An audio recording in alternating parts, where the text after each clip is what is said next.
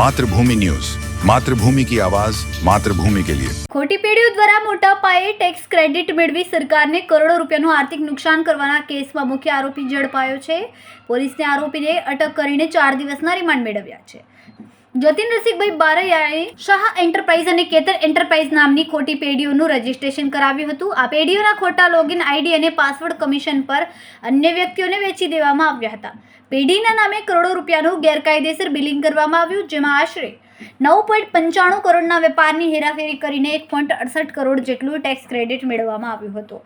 આરોપી દ્વારા બનાવટ આધાર કાર્ડ, પાન કાર્ડ અને ખોટા ભાડા કરારોની મદદથી ખોટી પેઢીઓ ઊભી કરીને સરકાર સાથે આર્થિક છેતરપિંડી કરવામાં આવી હતી। આ કેસમાં અગાઉ સુરત અને ભાવનગર સહિતના વિસ્તારોમાંથી 5 આરોપીઓની ધરપકડ થઈ ચૂકી છે।